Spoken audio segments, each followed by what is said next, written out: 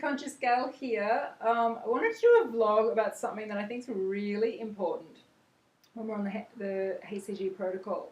I had a comment on one of my vlogs yesterday that really got me thinking about this. A lovely lady called Style PDX. She wrote that, like myself, she stores fat around her tummy, and she has gotten down to her goal weight, is feeling great, but still has some fat there, and has realized that her goal weight actually should have been much lower, but she couldn't set it lower because it just felt weird to her, the idea of being at such a low weight. And so she's working on shifting her beliefs about how skinny she could be. And I've been having the same issue myself, because my lowest weight I've ever been in my life is 64 kilos, which I was in my 20s, and I was very slim then, but I did always have fat here and some fat here and stuff. And my HCG clinic think that my ideal weight should actually be 62.5 kilos, which to me sounds very slim. And my partner, who does dowsing with a pendulum and gets very accurate answers, he dowsed and he got that I should be 58 kilograms, which to me is just so far beyond my comprehension.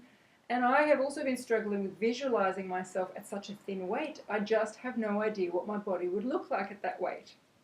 So I sat with this for a while, and about a week and a half ago, I came up with an amazing system that has helped me to be able to visualize what my body might look like at that weight.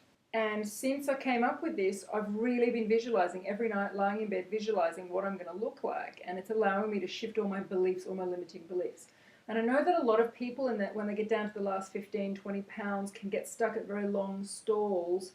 And one of the reasons might be that the self-image, the beliefs, the internal beliefs are actually not allowing those last pounds to come off, because we just can't see ourselves as that thin, because we've never been that thin, and we can't even imagine what our body could possibly look like at that weight.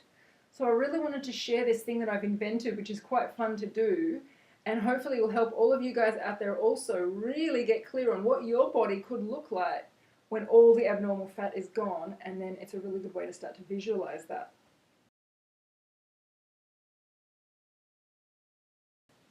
So the first step is this. You need to identify what your face and body characteristics are.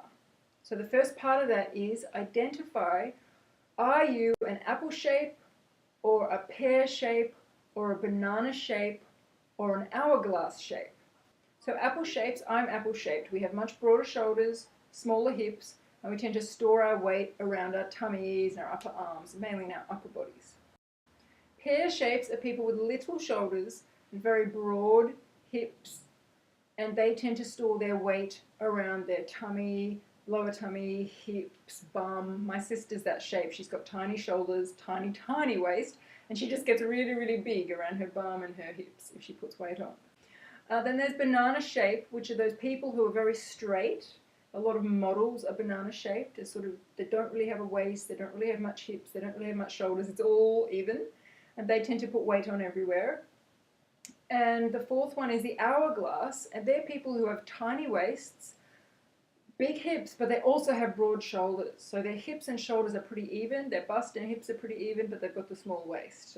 So the difference between me and an hourglass shape is only that my waist is not small enough. I'm really an apple shape. So figure out which one you are. That's the first step.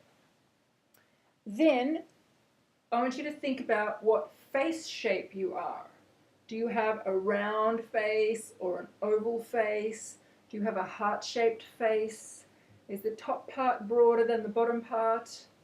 Do you have, cheekbones that stick out? Now, even if your face is covered with a layer of fat, you probably still can tell what basic shape it is. Do you have small eyes? Are they close together? Are they wide apart? Do you have big lips? What sort of nose shape do you have? Find pictures of yourself when you were a little bit thinner and you could see more of your face contours. Did you have cheekbones? Didn't you? Everyone's face is different. And then think about what color is your hair, how long or short is it, and how thick is it. And the last thing is think about your height. How tall are you? That's step one. Get it really clear on your body, your exact body characteristics. Now step two is really, really fun. You go on the internet and you find a celebrity who is very slim, skinny, maybe a supermodel, maybe an actress, maybe a TV personality, who is the same height as you. who has the same skin complexion and colouring as you, who has the same hair colour, the same hair thickness, the same hair length as you. Yeah? So far so good? You also, then you narrow them down out of those people who have the same body shape as you. So you'll quickly be able to tell because they're slim, are they apple shape, are they pear shape, are they banana shape, or are they hourglass shape? So you choose celebrities that have the same shape as you. Once you've narrowed those down, you look at their faces and see if you can find one who has the same kind of general look, bone structure than you have. Obviously, you're not saying you look like them. They're a different person. They totally don't look like you, but they have the same kind of shape. If you were from an alien planet, you know, and you came to Earth and they saw you and they saw this person, they think, yeah, they're from the same family, you know? So, you know, when I did this, it was quite confronting because I'm 5'9", apple-shaped, cheekbones, sort of oval face, big lips, small eyes, long, thick, blonde, dark blonde hair. And it turns out there's a lot of models who have my features. And that totally freaked me out because I was like, well, I don't look like that. I could never look like that. And I had to keep saying to myself, it doesn't matter that you don't look like that. This is just for fun. This is just an exercise. You're not saying you look like a supermodel. You're just saying you come from the same alien planet as this particular supermodel. That made it a bit easier for me to take it in. So anyway, I kind of narrowed it down to a couple of people who are actually quite famous, who, if I was super, super skinny and someone got vacuumed and sucked all the fat off, and I stood in a bikini next to them, I'd probably have a kind of similar figure to them, even though that's a shocking thing for me to even consider, because it's so beyond my experience in my life. And they have this sort of same bone structure and the same kind of nose, same kind of lips, same kind of eyes, same kind of thick, dark blonde hair. And, you know, if I was super skinny like them, I might look like I come from the same planet as them. And they were Steffi Graf, tennis player, and Giselle Bundchen, supermodel, who's a little bit taller than me, but actually has the same build, very similar face shape, similar hair. She's a million times more gorgeous, but that's okay. I'm just trying to find someone who has the same general look as me, right? So it can be confronting to do it, because it's hard for us to imagine ourselves looking like these people. But you're just trying to find someone with the same bone structure, the same build, the same colouring, the same height, same kind of face shape, same kind of hair, thickness, colour, length, yeah? So step one was think about your own personal characteristics, figure out what type you are. Secondly, find a celebrity that is the same type as you. People kind of come in types, so you probably can find someone. Even if you're really, really short, or you got flaming orange hair, or you got a really round face, that there will be someone out there who's famous, who's slim, who has a similar kind of build and face shape and hair as you. I promise. You just have to look. Look on modelling sites, look on celebrity sites, look on Google Images, look on, you know, TV personality sites, you know, you'll find someone. Try and find someone a similar age as you as well.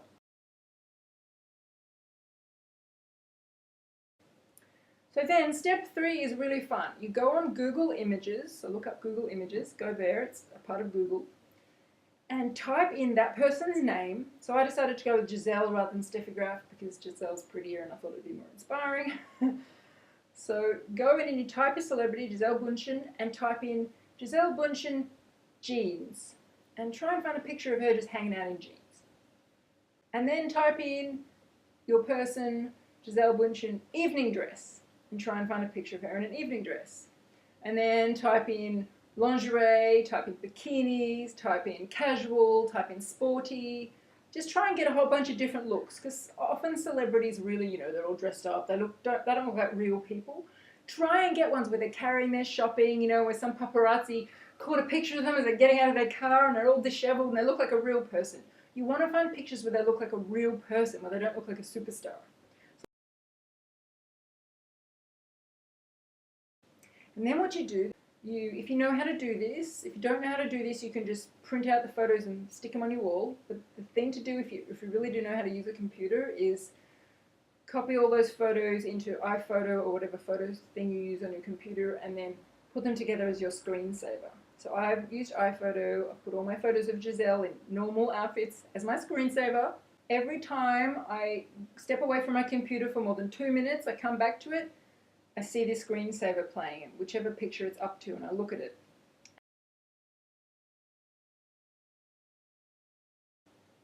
And now this is the key. When you look at your screensaver, you have to imagine that that person is you. So when you walk up to your computer, you go, hey, I look quite good in those jeans, you know? And you look at your computer and go, shit, that dress looks quite flattering on me. I like what I did in my hair in that photo. I must do that again next time I go out. And you kind of talk to the photos as if you're looking at a photo of yourself. It feels weird, but very quickly it works. And my partner's been doing it too. He comes over and he sees my computer showing a picture of Giselle in a bikini. He goes, wow, you look really hot in a bikini. I really want to see you in that.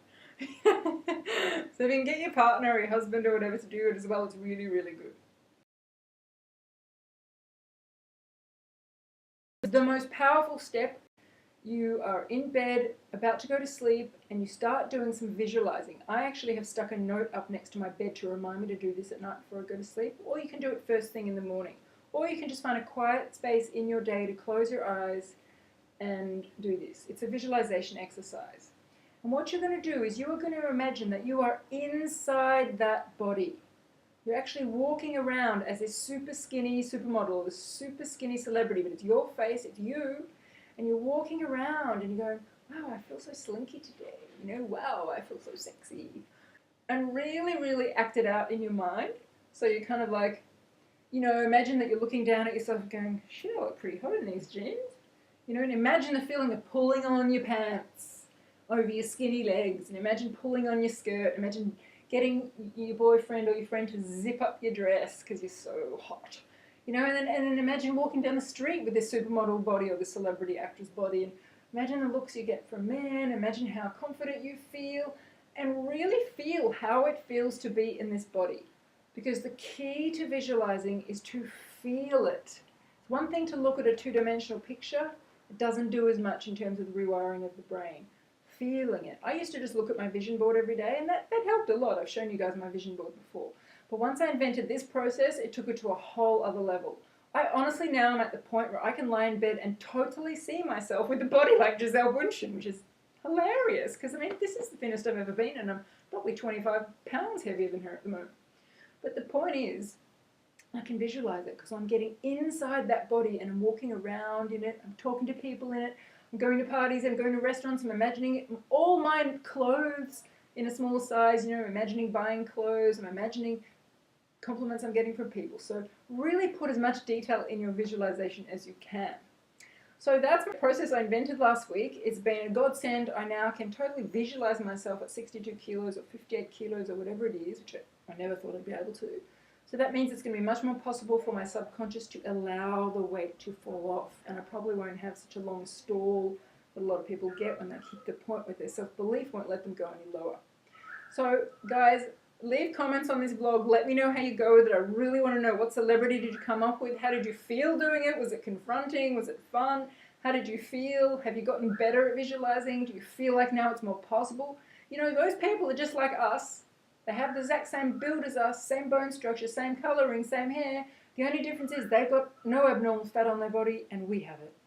Once the HCG melts the abnormal fat away, there's absolutely no reason in the whole world why we can't look as good as them. No reason. The only thing stopping us is our mind and our belief. So give it a go. Let me know how it goes for you. I cannot wait to hear. I'm going to go do it again tonight. It's been so much fun. So I hope that's been helpful. Until my next vlog, see you guys. Bye.